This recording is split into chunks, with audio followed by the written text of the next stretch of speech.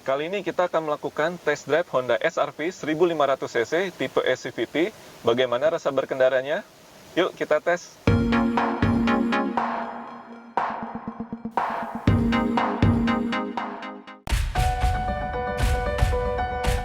Halo Sobat Pondok, kembali lagi di Pondok Otomotif Channel. Yang belum subscribe, subscribe dulu.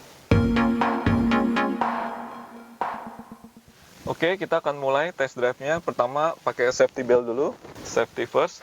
Terus kita nyalain mobil dengan start-stop engine button yang ada di sini. Ini pertama kita pencet sekali, terus pencet lagi 2 kali. Nah, indikatornya udah nyala. Kemudian 3 kita pencet. Ini berbarengan dengan injak pedal rem ya.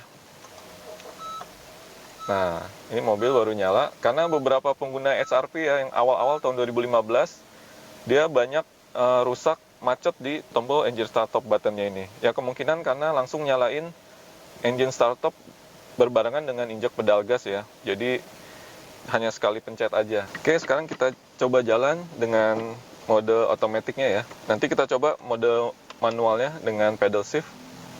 Ini parking brake-nya kita rilis dulu.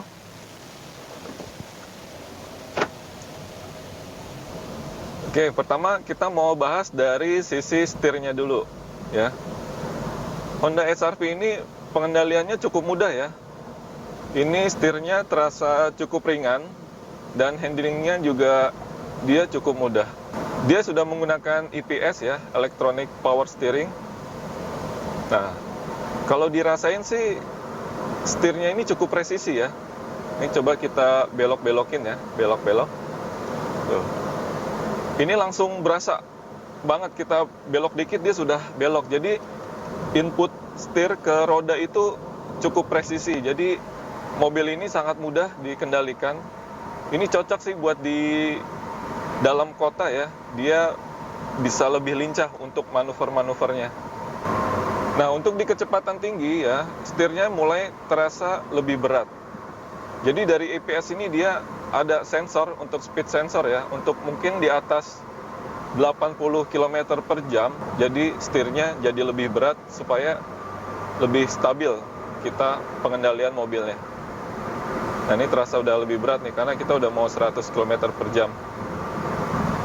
Lalu bagaimana kekedapan kabin Honda HR-V ini?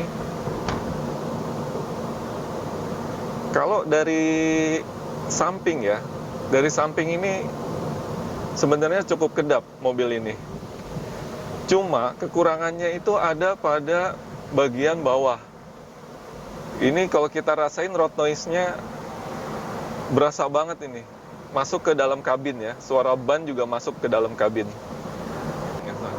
Ekspektasi saya untuk mobil dengan harga 300 juta ya, lebih dari 300 juta harusnya kekedapan kabinnya lebih bagus dari ini.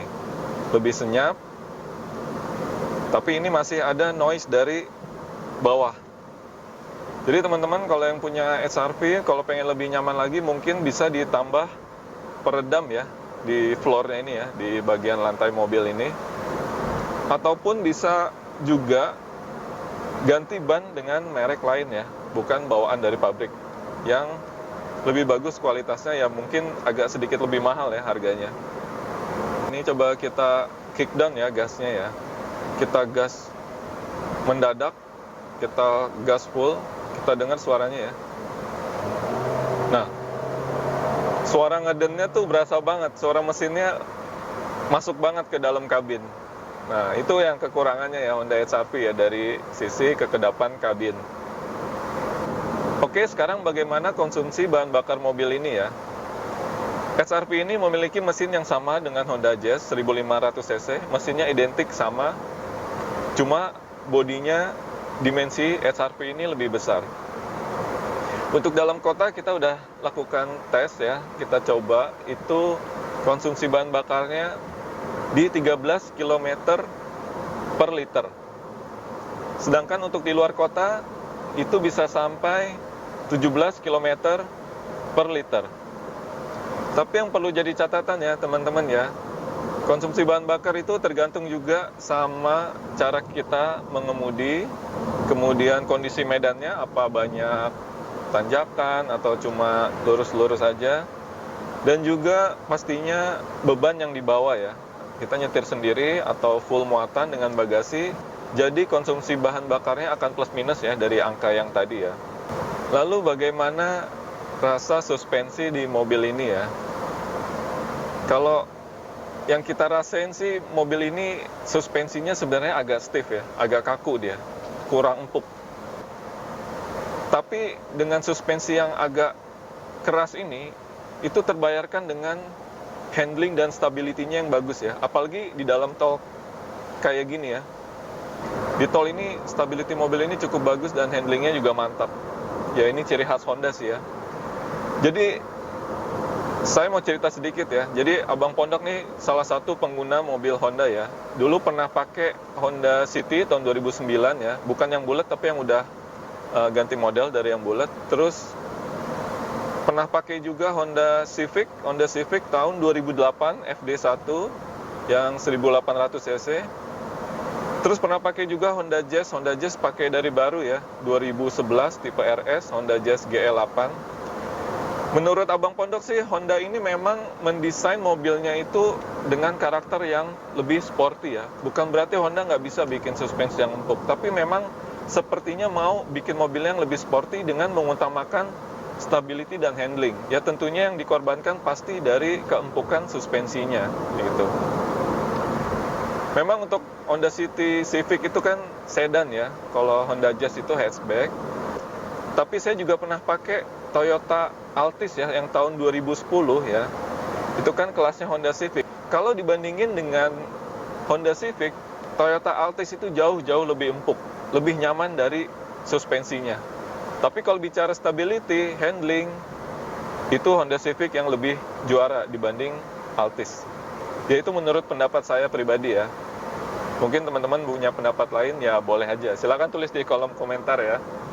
Ya jadi kira-kira begitulah Honda, karakternya memang sporty, jiwanya anak muda gitu ya.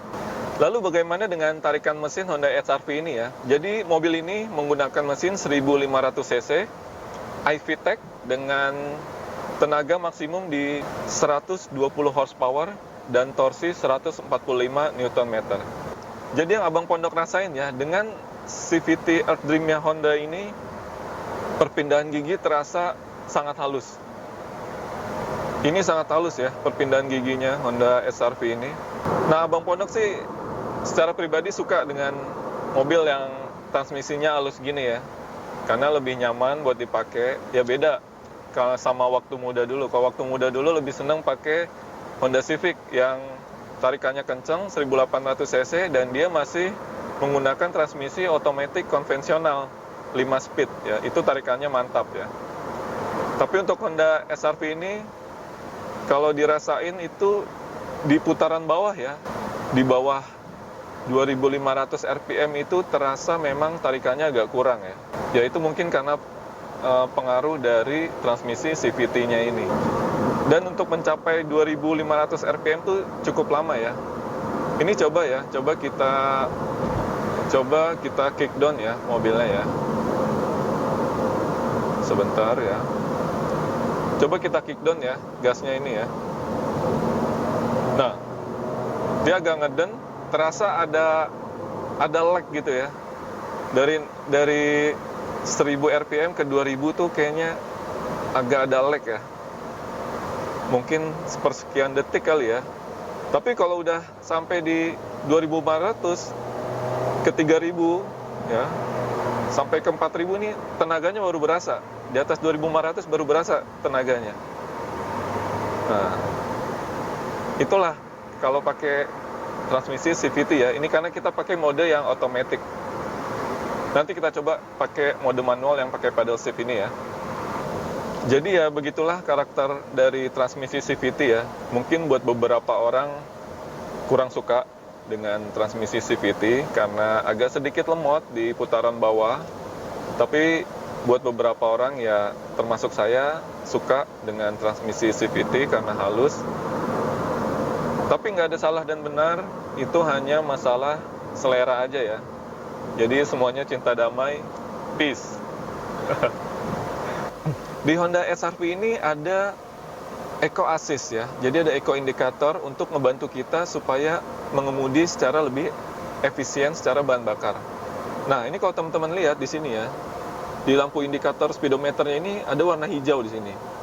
Ini artinya kita sedang mengemudi dengan efisiensi bahan bakar yang terbaik. Nah, ini hijau. Tapi kalau kita berakselerasi, nah dia jadi putih. Ini artinya kita lagi boros nih. Lagi ngebakar bensin lebih banyak gitu. Nah, ini kalau saya lepas gasnya dia hijau lagi. Kalau saya tekan gasnya sedikit aja, nah dia hijau gitu. Nah, jadi indikator ini cuma membantu ya. Ini namanya juga Eco Assist, hanya membantu supaya kita berkendara dengan hemat bahan bakar. Terus beberapa pengguna SR-V itu mengeluhkan ada masalah bunyi-bunyi ya, istilahnya welcome to gluduk-gluduk club gitu. Jadi memang SR-V ini kalau belok patah gitu ya, itu katanya ada bunyi gluduk-gluduk di kaki-kakinya. Informasinya, kelemahannya ada pada rack setirnya ya, pada rack setir Honda SR-V ini ya. Tapi kalau dari pengalaman saya dulu, biasanya bunyi gluduk-gluduk kalau kita menikung itu ada pada tie rodnya yang bengkok, ataupun pada di ujung tie rodnya itu dia sudah oblak. Nah, itu yang bikin bunyi gluduk-gluduk. Tapi beberapa user SR-V menginfokan bahwa masalahnya ada pada rack setirnya. Tuh. Tapi itu untuk SR-V keluaran tahun 2015 ya, yang awal-awal ya.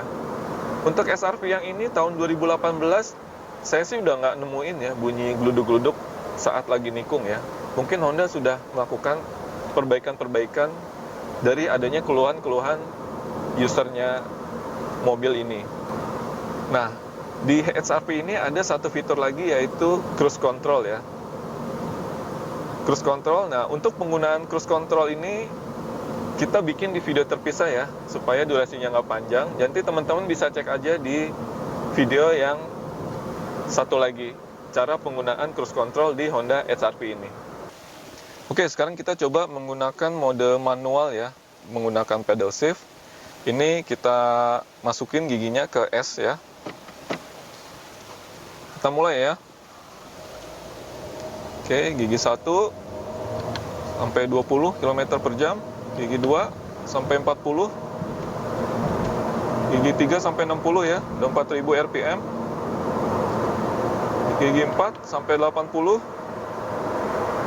gigi 5 ini masih 3500 rpm, udah di 100, 4000, gigi 6 3500 rpm, mendekati 4000 di 120 km per jam.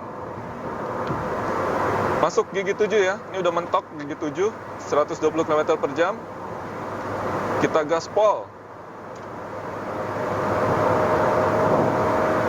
130, masih 3000 rpm.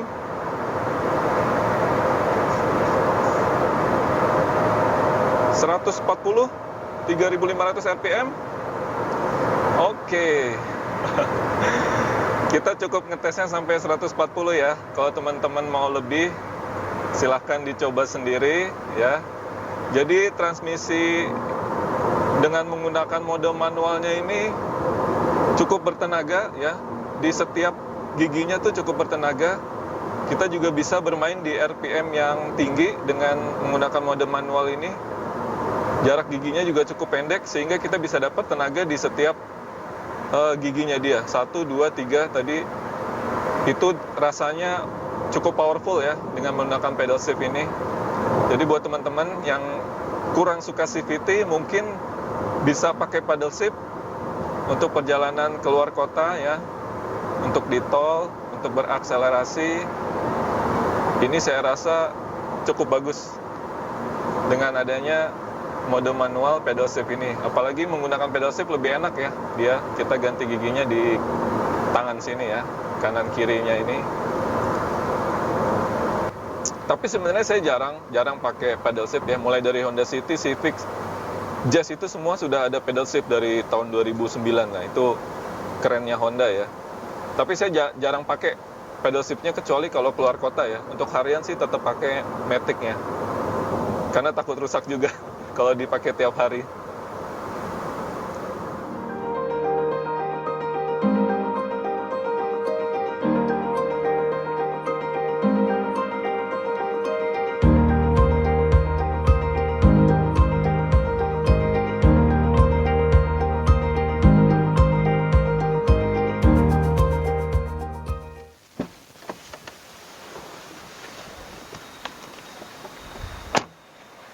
Oke teman-teman, kita udah sampai Bogor test drive-nya. Tadi udah beli asinan Bogor. Jadi gimana kesimpulannya test drive Honda SR-V kali ini? Dari kekedapan kabin, ini agak kurang senyap ya untuk SR-V ya. Terus untuk mesinnya dia cukup irit.